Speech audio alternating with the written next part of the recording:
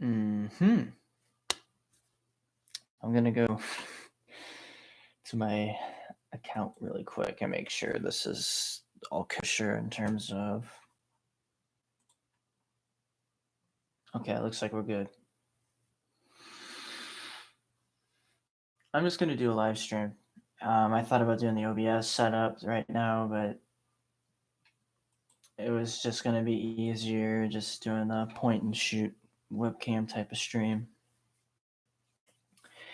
So, in terms of leftist politics, it's kind of a battleground right now, seeing as that our guy Bernard Sanders has dropped out of the race, unfortunately. Unfortunately so. And pretty much right out of the gates, we were faced with people suggesting, why don't you guys just do the noble thing and vote for Joe Biden to defeat the greater of two evils and have the lesser of two evils in office. No, I can see the arguments that both sides are making. Now, pretty briefly after I uploaded my own video, Vosh went on a quick quote unquote emergency live stream. And I get that he was like heated up and stuff and in the heat of the moment talking about all that stuff. But I couldn't help but to think that the way he was addressing it was sort of patronizing to a large degree. And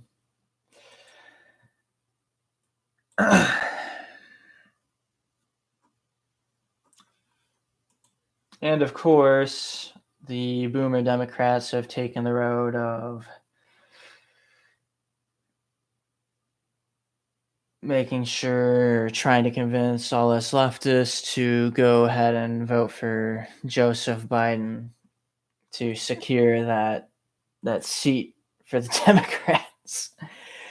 But on the other side, we have the leftists that would probably be more closer to myself saying, how far can this two-party lesser of two evils type of system go? Like, how far can it go? Because at this point, we've got an egomaniac in office who has been accused of sexual misconduct as far back as the 80s, who has been accused of sexual harassment. And then we have creepy Uncle Joe Biden, who I don't know if he's ever been accused of sexual harassment or not, but he certainly is quite weird around the children, for one, and very weird social customs around his wife as well that would suggest sort of a very odd sexual relationship, perhaps. So, not only that, if we just kind of take all those layers of disgustingness aside, we also have to look at the fact of this, like I said in my video earlier today, that this really isn't any groundbreaking election, right?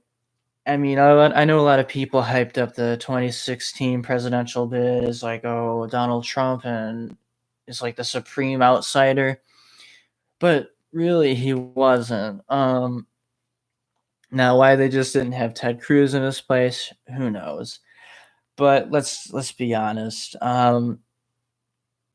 It's pay to play in these types of big party nomination races, and we've got evidence that Donald Trump was friends with the Clintons as far back as the mid to early or early to mid 90s. The Clintons were frequenting the golf courses, and then he had that little stint with Epstein, which I guess doesn't really factor into all of this. But you got that coupled with the fact that the man's now the sitting president going for re-election, coupled with the fact that Joe Biden is a former vice president. I mean, it doesn't get more absurd and insider than this. Like, I wish that there was some type of way somehow that we could kind of make it so that they couldn't run at the same time, but it's the predicament we're in. No, I'm not a ideologue, like I said in the past. Like, I was pretty aware of the fact that Sanders was not going to clinch the DNC nomination. No way, no how, not in today's society. Obviously, not any conspiracy behind it. I just don't think the youth voter base was willing to go out and vote, which is a shame. You know, my primaries won't even happen now here in Indiana, but I wouldn't say they won't go out and vote for whatever factors and whatever reasons. You're just not seeing the youth voter base going out and voting like you see, like the boomer Democrats that pretty much overwhelmingly won. I mean, we knew the South was going to be Biden territory, of course. That was going to be Biden territory, no questions asked. But you got guys, I'm pretty surprised. I thought Bernie would have had a better chance on the West Coast. I thought Bernie may have had a slight advantage in Texas, in Colorado, and even in places like Michigan and Illinois. I figured those Midwest states would have been a little more contested, but I think across the board in Michigan alone, Sanders lost by 16 points to Biden or some absurd number like that. And I think it's just, whatever it is, I think Sanders reflected the values of the younger people that may or may not align themselves with the Democrat of people that would consider themselves anarcho-communists, libertarian socialists. I mean, I know that term's interchangeable as it is. Or just flat out socialists that rooted for Sanders, and Sanders was their first and foremost pick because had the exposure that people like Mimi Soltysuk or Jill Stein just weren't able to clench. Mimi being part of the Socialist Party, Jill Stein, 2016 was obviously Green Party. But that's with that being said. Now, in terms of voting strategies and protest votes, protest votes are dumb. The whole premise of a protest vote is what? You're just gonna vote for a third party candidate because the person didn't clinch the nomination. The person you wanted to didn't clinch the nomination. I mean, just sounds silly to me. I do think personally, if you're going to vote third party, you might want to make sure it's someone you agree with on most issues. Maybe not your number one pick, but close to your number one pick in terms of issues. Like me personally, I'm probably would look into something like whoever's going into the Green Party, or like I said before, possibly Mimi Soltysuk of the Socialist Party, but I don't know yet. I'd have to read up on those stances of his or whoever was going for the Green Party. Hopefully it's not a screw job like it was in 2016 when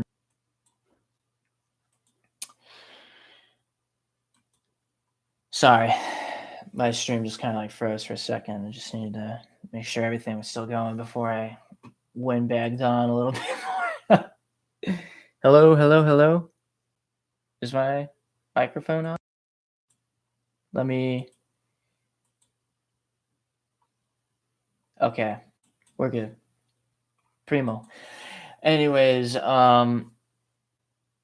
yeah, I was a fervent libertarian back then. I was going to vote for Gary Johnson. Gary Johnson made a total ass out of himself up to the road to the elections. And I just could never look at the guy the same again. Total freaking buffoon. And literally within like 2 months destroyed the legitimacy of the Libertarian Party. It'll probably take another 30 years for them to climb back up to the status they got to in 2016. But I guess that in retrospect, that's what kind of happens when you build yourself up as, hey, we're actually the lesser of two evils. You're just stuck in a crappy election year because you have two big old smelly heaping piles of dog shit to vote for. They didn't really capitalize on that. Now, I guess in retrospect, the sharpest tool in that shed was probably Austin Peterson, but he didn't get in. And at the time, I thought Gary Johnson, as I used to say, was the most authentic libertarian candidate. Man, that was a total virgin back then. I'm sorry. Anyways, yeah, so voting for a third party, I mean, in protests, bad idea. I would just not vote at all. No votes, also a protest, but at the same time, I don't really think you've got the right to complain to a large extent if you're not going out there and voting.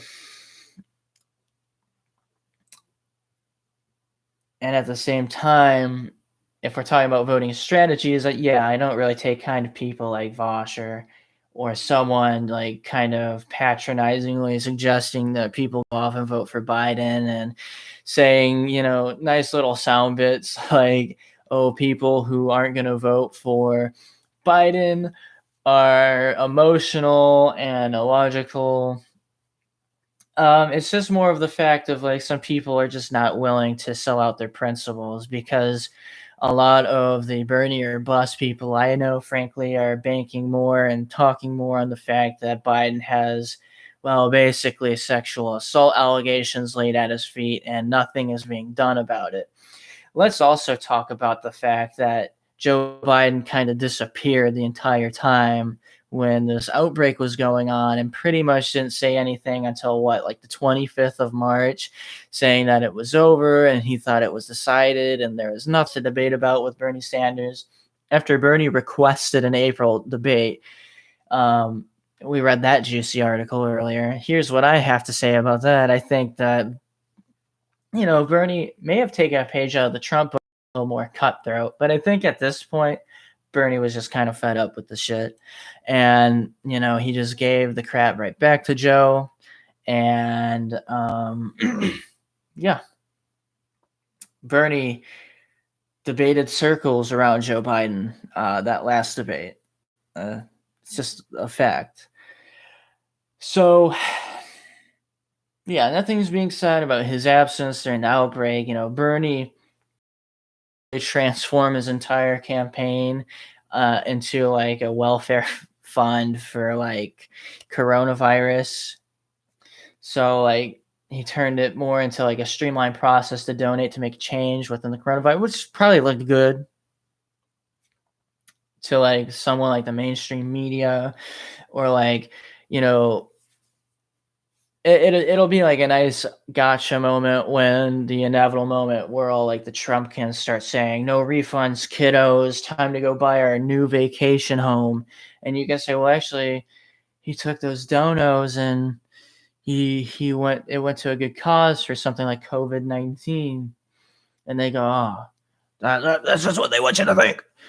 Because, they just want it so bad to be like Bernie Sanders is like a champagne socialist and he doesn't know what the hell he's doing. And he's just making all these college kids donate what little money from their minimum wage kitchen career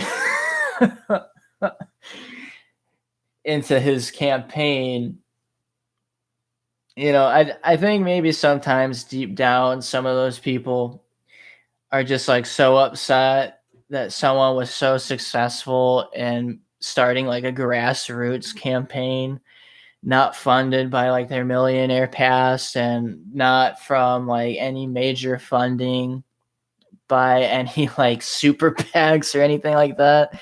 Dude, that must drive like the Trumpkins or the Clinton camp or the Biden camp right up a freaking wall. I mean, plus, that given like the fact of like we can look back on Sanders' congressional career and see pretty much unquestioned, near unquestioned consistency. When Joe Biden and Obama and Clinton and we're all detesting, gay marriage and the thought of that or civil unions. Back in 1995, Bernie Sanders was up there yelling at like Republican senators and saying like how disgusting it was that they were calling them homos and wanting to strip them from being able to serve in the military. And, Sanders is going after them saying like, oh, you mean those same people who sacrifice themselves in certain cases, just calling them out. And, that's a horrible thing too to look at is, you don't know with someone like Joe Biden whose interest is in mind. I mean, kind of the gist, but you don't know. Maybe he differs from Trump on some key issues, maybe some environmentalism factors, maybe some um, differences in the healthcare system. Who knows? But from my recollection, Joe Biden was still like advocating a single payer healthcare system even after all this stuff with the coronavirus broke out. Anyways, that's enough on that. But yeah, I mean, I don't think you have any right. Maybe it's a clash of collectivist interests versus individualist interests here, but I guess I will diverge from my collectivist type leanings these days and go back to my individualist roots for a second. I think it's totally uncalled for to demand or outright pretty much just make disparaging comments to someone just based on them not wanting to vote for. I mean, it's like it's not like Joe Biden doesn't have any dirt on him, right? And if we really, want to play the strategical voting game and people are like, you know, wanting to play that game, my other issue here is that like, well, when everybody got fed up with Obama, right? They selected Trump, who was a Republican candidate. It's almost never like the same party consistently. And yeah, sorry to say it, but as a leftist, I would like to see someone who reflects my values pretty much elected time and time again over someone like Donald Trump or a Ted Cruz or even someone like Austin Peterson, who's like an extreme laissez faire libertarian minarchist type of person, because that to me would be like the biggest enemy. And, obviously I'd vote for my interests, but like I said, it's a big roundtable. Everybody's got their own vote. You might say like, "Oh, voting third party affects no change." Well, I don't know if it's really about affecting change at that point, but just voting what you think is in your best interest. See, I think when people vote for third parties, they are doing it with the thought that like, "Hey, this guy is definitely not going to win. He'll probably be lucky to like gain like 19%." Whoops, 1.9% in like a single state at any given time. Like, right? People knowingly vote for like third party candidates, knowing that they're not going to get elected. Like, that's commonplace. Now, there might be a push initially that would suggest, like, oh, this person will totally dominate when it gets to like rough and nasty election season. But yeah, I mean, you're just never gonna see a change like that, at least right now. I feel like the status quo needs to get shaken up a bit more, and then something will happen. So people are just like voting based on what they believe is like serving their best interests and reflecting their values, politically speaking. I don't think it's nice to or even that good of an idea to belittle someone based on that, right? Because there's some people, I mean, some people might see it differently. I can't, like, hate. I can see where, like, the people voting for Biden are coming from again. But to say, like, it's that way or the highway is just it's stupid to me. I mean, come on. Like, you're gonna sit there and you're gonna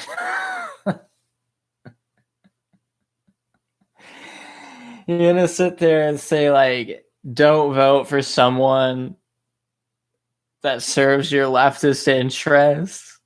Go vote for Joe Biden." It's like, whatever, dude. I can't wrap my head around it. I knew it was gonna happen. I knew it was a matter of time, but I just did not even think that it would be not even 2 hours after Bernie Sanders announced him dropping out of the race. I shouldn't even be surprised anymore. It's just a bunch of bullocks.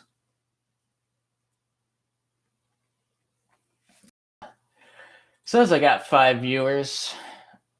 Little surprised no one's engaged in the chat. I'll just put my feeler out there. Hey,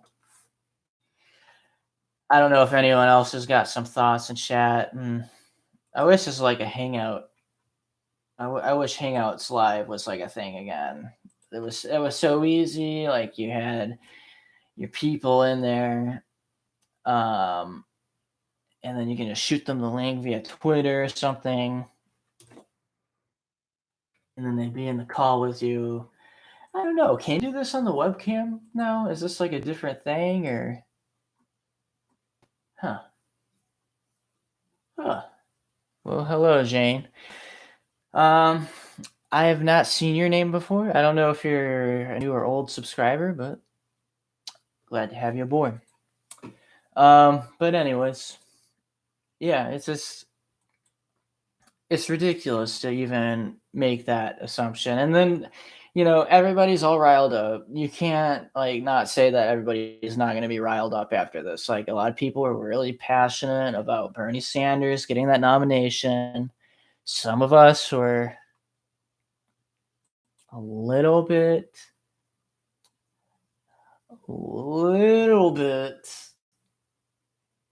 um what do you say? Realistic compared to some of the other ones, but hey.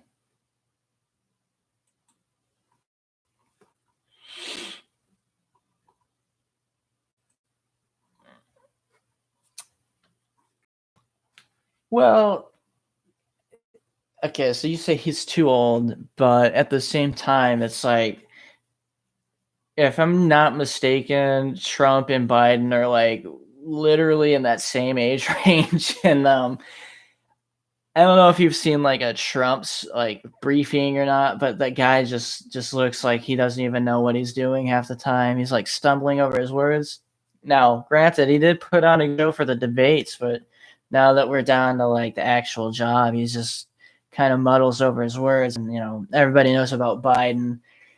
And people are saying he shows signs of dementia. I don't know what it is with the DNC putting up these people with like significant health issues that are old. Like we had Hillary Clinton that was like hacking up blobs and like seizing out on a sidewalk, and then now we got Joe Biden who didn't they say he had some sort of surgery or something, right?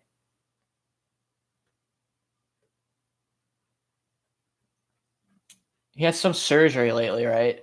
No, I think what it was Biden had like an eyeball burst or something, and it looks like the blood vessel in his eyeball like popped. I think it was it like in the middle of the debate? I'm gonna try to find this real quick. Biden eyeball pop. Oh shit. Joe Biden's eye fills with blood during climate town hall. So it wasn't a debate, but it was a town hall. And then the next one, what is a subconjunctival hemorrhage? Okay. Cinema Fan 97 says, how salty do you think right wingers will be if Trump loses relative to how salty liberals were when Hillary lost in 2016. So here's the thing. Like, I was going to brush up on this in today's video that I uploaded, and I kind of wanted to talk about this. So thank you for bringing it up. So for like the hardcore Trump people out there, right? I don't think they're any different from the Hillary people. In fact, I would say that the Trump base would have a much worse reaction to, say, a Biden victory than, say, how Clinton's followers did in what, 2016. Like, I think it would be much worse. I think it would be a much worse reaction. It'd be much grander. It'd be like Hillary's loss in 2016 for Trumpers on freaking steroids. On steroids, I tell you. And the only reason I'm saying this is that, think about it, their whole thing has always been based on an outsider individual, and anything Hillary was going to do, right, was somehow going to like swindle Trump out of that spot. And they were saying like, there's no way Hillary Clinton can win fair and square. She would like hack machines or have machines tampered with and just artificially make it look like she won the election. So if, I think it'd be more believable if like Sanders got the nomination and he beat Trump. That's a believable outcome, because I feel like if Sanders got the nomination back in 2016, I don't think Trump would be in office right now. But what I'm going to say is this is Biden's an insider, right? Biden's an insider. So if Biden wins, that's going to like rock the world of the Trump camp. I think that would be like much worse. Like, oh, what they got, like they took the worst examples, right? Like that girl crying on Capitol Hill or whatever. I'm sorry, like bursting out in tears in D.C. during the inauguration. Okay, that's like one person. And then like they found that someone made a website for people that were in hardcore denial, that they made an alternate timeline website where like Hillary Clinton's the president. It came out with like daily updates. Like, okay, Sargon of Akkad, you found like the one like worst example ever. But no, I'm not saying by any means that any Trump supporter would be like that crazy. Outrage is going to be far worse. However, I will say it might be more of a possibility this time around to see like Biden edge out Trump than it was for Hillary Clinton. I just think from the beginning, the Hillary Clinton campaign was doomed, always mired in controversy. The right was able to stick a bunch of memes on her, like, oh, I've got information leading to the arrest of Hillary Clinton. Then we have all the dirty politics, and Project Veritas came out just in time, right before the election season. All that stuff kind of stacked up against Hillary, and she was just, she was outdated. She was outdated tactics. I think Trump or Trump's team was able to adapt to the newer age at the time. Like there was a huge cultural war and a huge meme war in 2016, and the Trump administration, or the Trump campaign rather, capitalized that. And hey, that's an A+ on their part. Like, I'm not gonna say they sucked at it, but they really capitalized on it, right? Now that we've seen Trump in office for 4 years, and now that we have something to go off of, sort of based on what Joe Biden's previous experience as the vice president of the United States, I think we have more to go off of now. I think the margin between this race will be a little bit tighter than the margin was with the Clinton-Trump race back in 2016.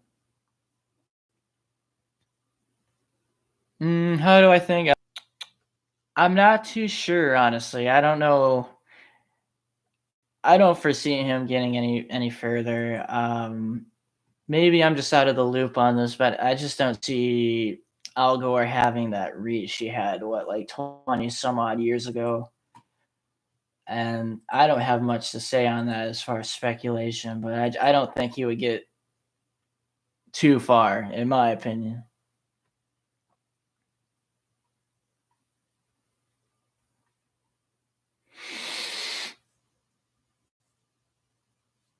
Hmm. Trying to find like an article or something. In the meantime, if you guys want to ask more questions or anything, feel free to. Yeah, so I'm just looking around here. I've been looking at like the same GIF on Twitter for like 20 minutes.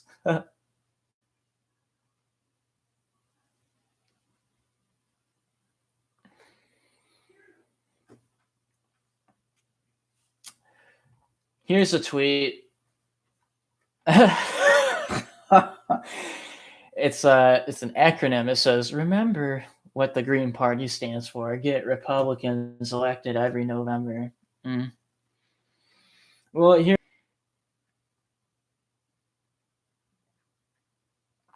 Um, what was I gonna say? Oh, yeah. But I think the thing is like think about it.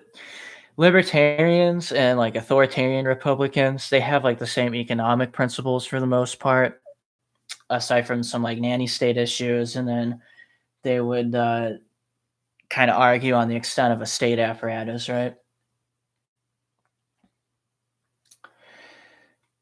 But as far like the DNC now has got like what libertarian socialists within its ranks, and then you've got like social democrats, democratic socialists, neoliberals, clashing economic views and clashing views on like a state apparatus, like on both fronts, as opposed to the other side where they might be able to work in tandem to achieve goals just based on they want to keep like that market economy prospering.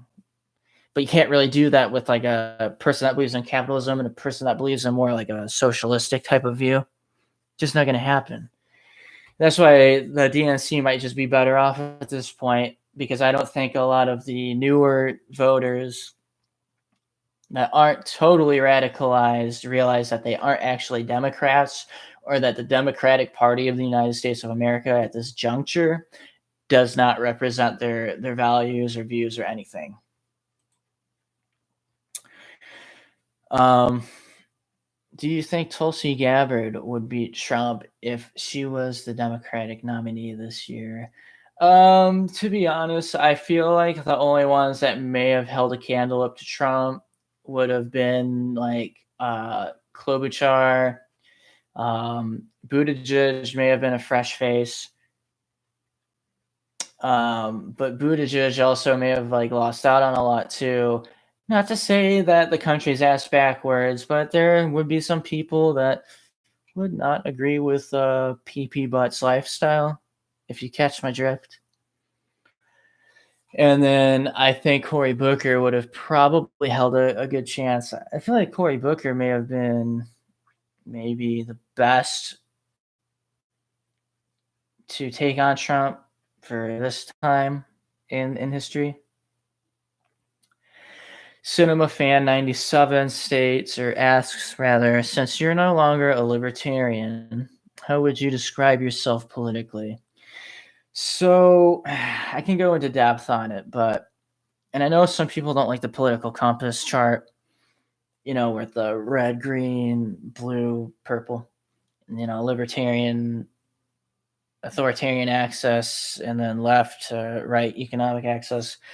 So the most recent time I took the test was something like a month or so ago, and it plotted me pretty much dead center on the green quadrant. So I don't know if it's like 5-5 grid pattern. I'd probably be like, what, -5, or something like that. It's been many, many, many, many years since I've done that math. So yeah, dead center in the green quadrant, but I wouldn't call myself like a libertarian socialist, because to me personally, and I'm planning to make a video on this. on both the philosophies. But in my view, in my eyes, you cannot have a system, either anarcho-communism or anarcho-capitalism, and call them anarchist.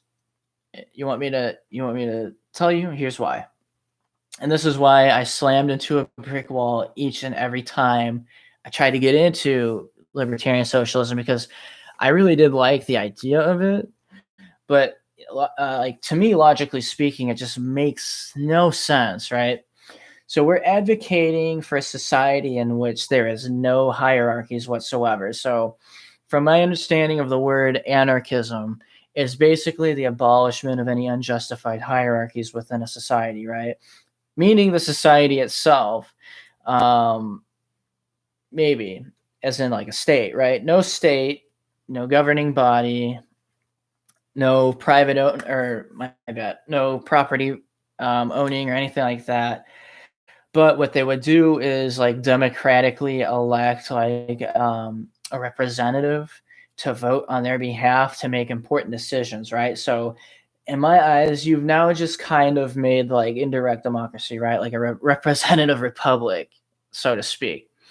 But it's at that point that what you have to rely on the good faith of the people to like dissolve and let go of that power, which is where I kind of get weary, because that kind of slips into like authoritarian communism at a certain point, right? And then on the other hand, I don't think such a thing as anarcho capitalism can exist, because, again, if we take the assumed definition of anarchism as the abolishment of unjustified hierarchies, well, you can't have the abolishment of hierarchies next to a system that perpetuates an inherent and consistent class hierarchy system. I mean, eventually, as compared to the people down here. So you've just affected a hierarchy.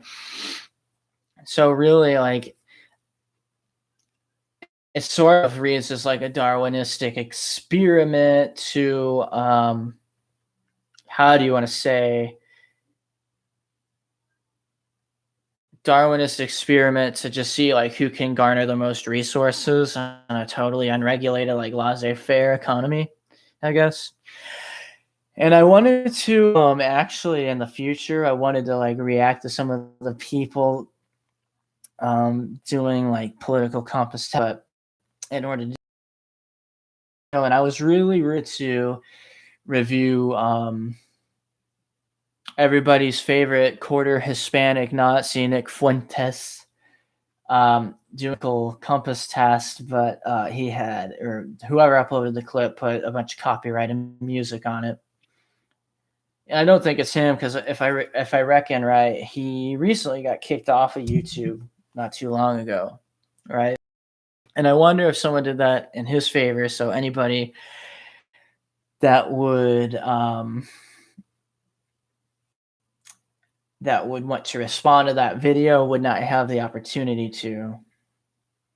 But what I can do is take out two birds with one stone, because everybody's favorite idiot, Ben Shapiro, also took it, and Nick Fuentes has reacted to it. So I can react to a reaction of someone taking the political compass test that I would not align with politically. It's like reactception, man. Anyways, I went off on a huge tangent.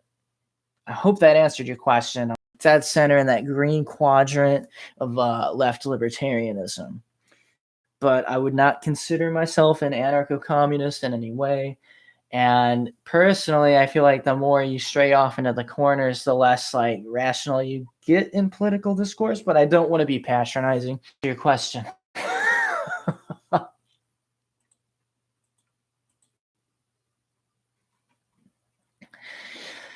Biting the bullet says, I don't think any system is good. Well, at the end of the day, it seems like that is the case. That is my guy.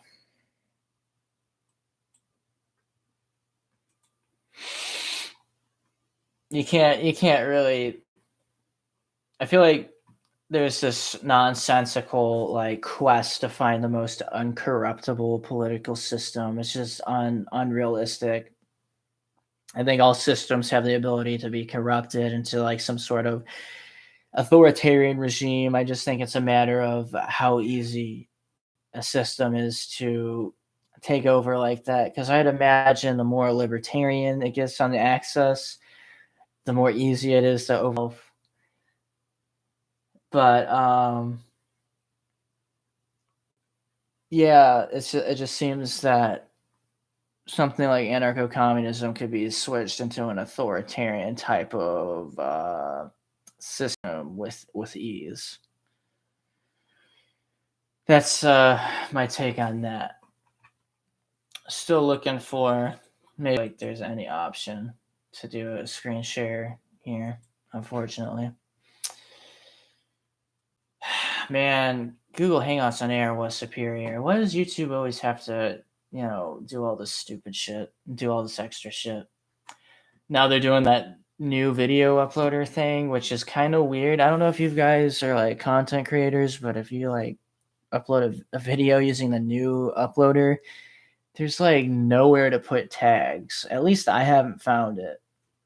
So, is this another Google conspiracy? Who knows?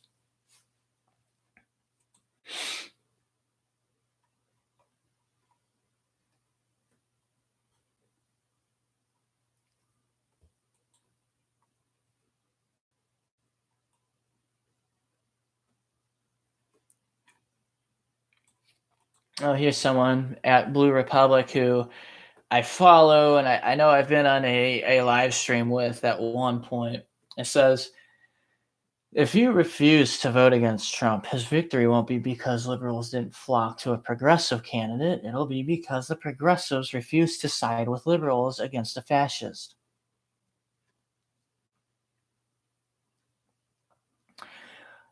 This is at what I'm going to assume is a leftist who says, hey, liberals, when Trump inevitably wins a second term, I really don't want you pointing fingers at a third party or non voters when the DNC pulled all its resources to stop a progressive in a way it's never done to stop Trump. Not true. I feel like if anything, they probably did pull more resources back when Clinton was running, because Lord knows nobody loved Clinton. In my opinion, I think it's actually the left systems and coupled with the lukewarm Bernie supporters that were young and didn't really understand to go out and vote in the primary or something like that. Now, I've heard of conspiracy theories where Trump voters go into open primary states, vote for Biden because they know, which is funny that you have to like go in and waste your time doing that, knowing like one candidate's like way worse of a beast to take on. Hey man, that's your life though. You go do you. And like gets Biden boosted, but realistically speaking, like I I don't think Republicans or Trumpkins are gonna like go and waste their time doing that. Like, come on. I know some people probably did, but like, do you really think that's the reason why Biden was like edging out Bernie Sanders in every open primary? I voted. I assigned most of that to like voter apathy or voters not being educated enough. And that's more of a failure of the public school system, probably. Anyways, biting the bullet says like the creator app. Yes, you know what I mean. So like when you go to like upload a video, that weird like mini window pops up, and it says like just drag your video here, and then you'll see like a little link, right? And it says like right here, like oh, go to Classic Uploader, and then it's just like when they were phasing out Hangouts on air, and you had to like check a box and say why you wanted to do it the old way. And I always put in like because it's lame, it's stupid, all this is for is like the COPA check boxes. Like I feel like ideally it's just easier, more comprehensive to just keep it the way it is. It doesn't follow any like page by page like line. You could just go in there, drop your video in, put the title in, add a description if need be, add your tags if you want to, add it to a playlist. Yeah. All right, guys, I'm probably gonna stay on here for another 15 or so minutes. Take this bad boy up to an hour and then go. But yeah, this is a series I kind of want to do. I might not have a set schedule for it. I might bust one out over the weekend or something. But just kind of more like down to earth, chill type of live streams. You know what I'm saying? I don't know if I want to like have all out like OBS all the time or just like basic um, camera feed like this. It'll probably just depend on if I want to like respond to something. And bonus thing with this is I can just screen capture a chunk of this and then put it up as a video. So I'll probably talk about, or I'll probably post the one question Cinema Fan asked about the saltiness of the GOP core. Yeah.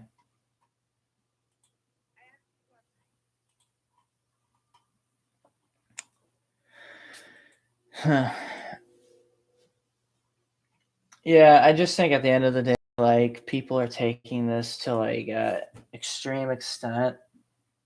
So like you kind of damned if you do, and you're damned if you don't. So you vote in your interest, you're voting for Trump. You don't vote, you vote for Trump. But if you vote for Biden and Trump wins anyway, you know what? You wasted a vote. And here's the thing, too, right? Who's to say with this current trend that Trump won't snag it again anyway? Because if you look at it like this, I mean, Hillary gained the popular vote the last time around. She still lost electorally speaking, and screw electoral politics. That's just my take on it. And you might be asking why. We might end on this note. I do not care for electoral politics simply because I don't think it's necessary. How do I want to put this? I feel like the cities and the huge economic hubs probably bear more of the economic burdens of policies than say like someone out in Montana, right? So personally, I maybe like I would make a compromise and like redraw districts and maybe do it by population density. But in terms of like electoral versus popular voting, I'm gonna go with the popular vote because if they're trying to display to us that they're the worthy candidate, right? And people take a dystopian view or take the original view, like, well, there's a lot of idiots, that just vote stupidly. Okay, they can vote for whatever reason they want to. It's their right to vote for whatever reason they want to. To say like they can't be trusted with voting is the most like totally like authoritarian thing I can think of. Totally authoritarian.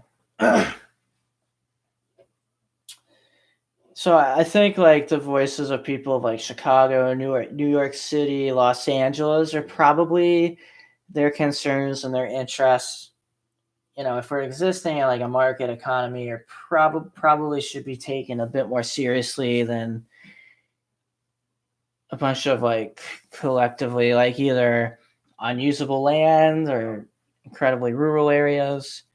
Now, the flip side of that is like that can come back and bite those rural areas in the ass because they get shafted in turn, I guess, sometimes too with some of these policies, right? Who knows? Who knows?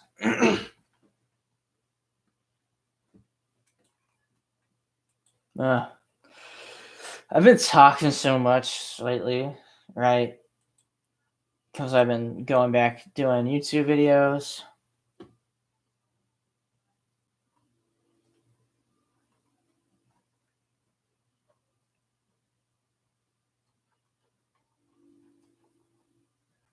I'm sorry. I've been doing like so many YouTube videos back to back, like it's really like taking a toll on my throat. Like, man, I forgot how much talking hurt. Because even at like my job, like I work from home now because of the whole quarantine stuff, but I never spoke at work hardly. I rarely speak in my day to day life, so like talking for an hour on end, like try not to feel like trying to fill quiet air, I guess. It's kind of like, man, it's really strenuous on the throat. Well, anyways, looks like about 10 minutes ago, a dear friend of mine, S Man Speaks, made a blog spot. Hmm.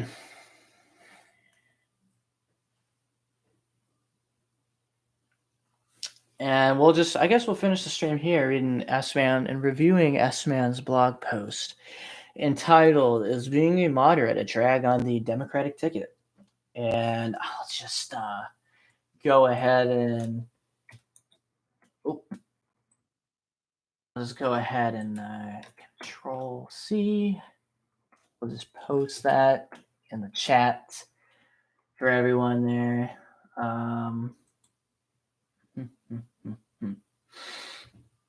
I guess we'll have to put that in the actual description at a later date. So, anyways, as being a moderate, a drag on the Democratic ticket. Says this post was influenced by a tweet or from a Twitter mutual at Rat Resistance on Twitter. I guess I'll link that in the description too. It says there have been 6 Democratic nominees for President of the United States since 1988. My dad would have been a junior in high school, FYI.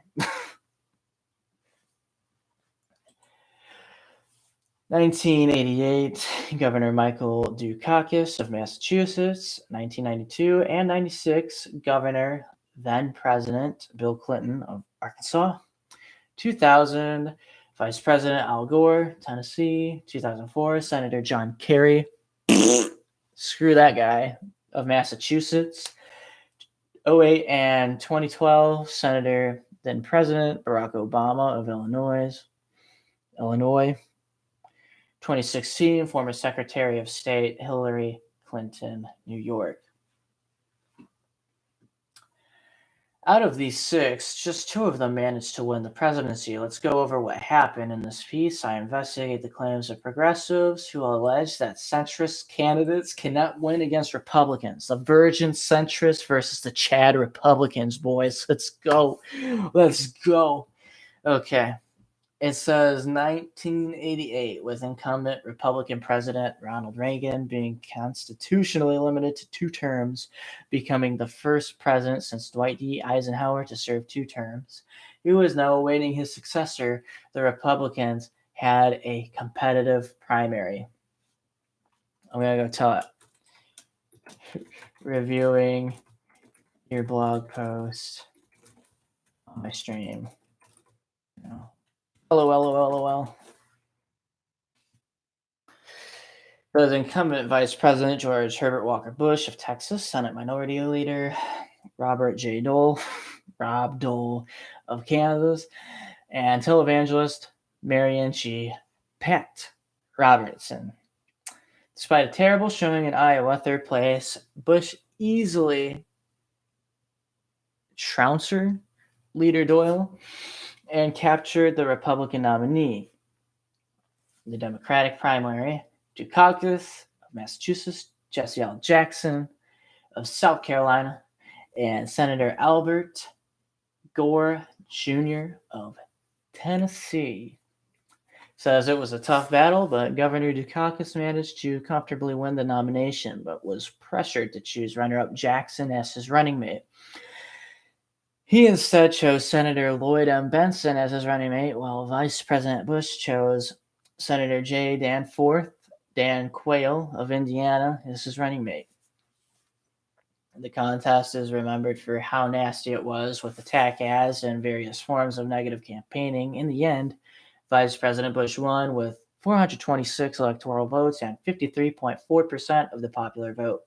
Dukakis led in the polls for some time before the election, but with his inability to respond to attacks, as well as a picture of him riding in a tank to prove he understood military matters, a strong economy, and the endorsement of Bush by a popular sitting president proved too much to overcome.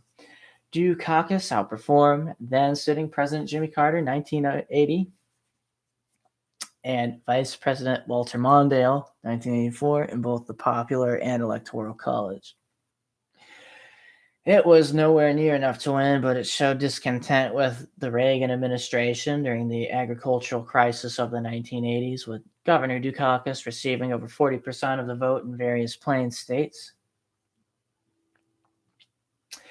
as well as certain parts of the Midwest that he lost. While failing to dent Bush's support in the South, the word liberal was made into a dirty word during the 1980s.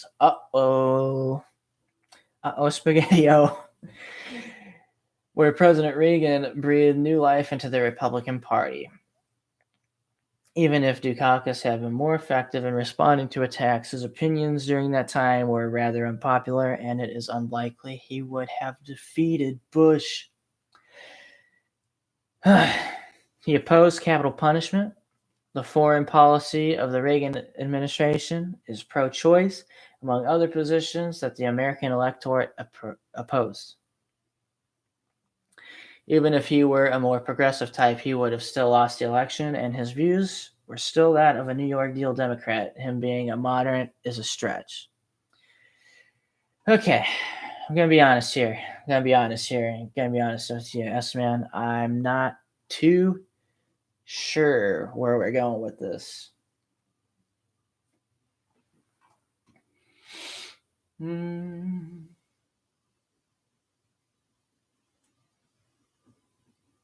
Torch was passed to incumbent Vice President Al Gore, who was trying to succeed the popular Bill Clinton. Clinton was impeached in 1998 by the Republican-controlled House of Representatives and acquitted by the Republican-controlled Senate over obstruction of justice and abuse of power. Despite this, Clinton's popularity was strong, and with a strong economy, Vice President Gore easily trounced former New Jersey Senator Bill Bradley. Okay.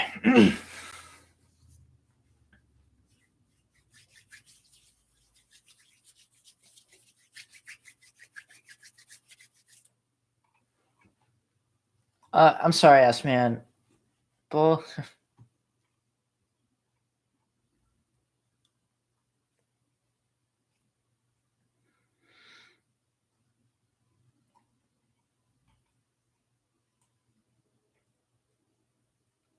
We'll get to them. Okay, so in conclusion, the losing candidates had either flip-flopped on issues, had unpopular views, or faced stronger than expected opponents.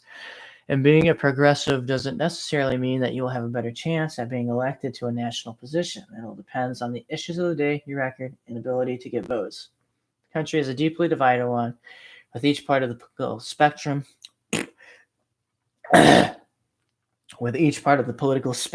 representing under 25% of the American population. So it does remain important to build coalitions, as no faction is powerful enough to win on their own. Well, yeah, that's the point I'm trying to make here is I think the draw with the Donald Trump campaign win was the fact that so many people were able to stretch together and come together from so many different parts of the right spectrum. And then there were even those that were like totally disenfranchised from Hillary Clinton, and even those who at one point just wanted to shake things up a little bit and vote Trump.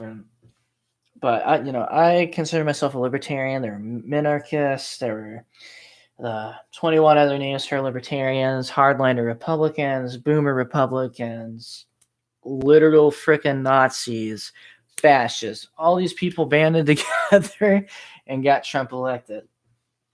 But that's the problem with us, is that we're very ideologically opposed on the left-wing side of things, right?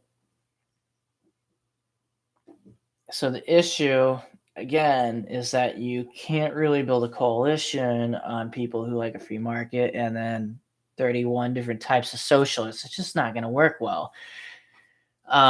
It's a greater stretch than what has to be done on the right. I mean, you literally have to splinter apart the DNC just to be able to get accurate representation. You need a socialist party, social democrats, green party, outright socialist party, a communist party, um, and then there would probably be like a libertarian socialist blog. Now the draw with Bernie Sanders was all these different factions were going to Bernie Sanders because he was the closest approximation to their views that had the most exposure. Like, yeah, Mimi Soltisuk, hardliner socialist, but as far as you know, pretty much have to write his name in. Someone like Bernie Sanders, a lot of media recognition, a lot of exposure due to running in the DNC, as well as 30 something odd years of congressional experience. I mean, you can't really beat that. It says, in the case of presumptive Democratic nominee Joe Biden, his baggage isn't his place as a moderate, but sorry. But taking back then what are now seen as Republican stances on entitlements and his past views on busing and working with segregationists in the United States Senate. His treatment of Anita Hill was also not helpful for him, and his sexual misconduct allegations are definitely not helpful. Yeah, so this is the big thing that's going to burn a lot of Biden's support with leftists. Again, is the fact that guy's got a lot of sexual misconduct allegations that that are laid at his feet that he's not answering. And let's be honest, the more you push, the more he's going to sidestep, and you'll probably get a vague answer at best, right?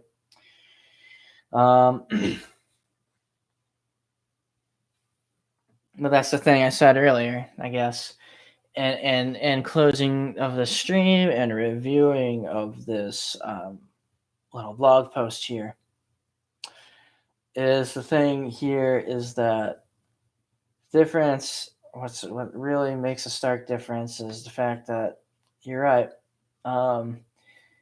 Might be an uphill battle for Biden because he has flip flopped so much and he has all that baggage, and he has views that were maybe current for the time but are totally outdated and seen as a bit draconian, especially the views on cannabis. Not only that, it just shows his inconsistency, right? Why the sudden change of heart? Well, you got to change and manipulate yourself for the time being.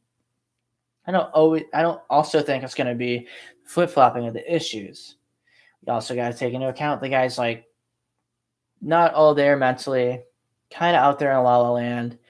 Didn't even handle himself in a debate well at all with someone like Bernie Sanders, who I think treated him with pretty much kid gloves and compared to what I think Donald Trump will do to him.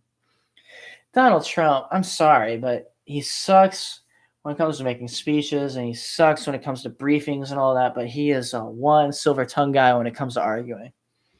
And he's going to make minced meat out of Joe Biden. Make no doubt about it. And, you could have had someone that would have united, possibly, and we could have possibly sprouted a more collectivist type of movement in the DNC, therefore, after. But, it brought together a lot of people across the spectrum. He was the one guy that was able to do that. You know why? Because one, he had the socialism in his name, he had socialistic views. That drew all the leftists in. And then he was that fresh face and that cult of personality, brought all the youngins in, and he was just bringing everybody together, sort of like what Trump did at a time as well.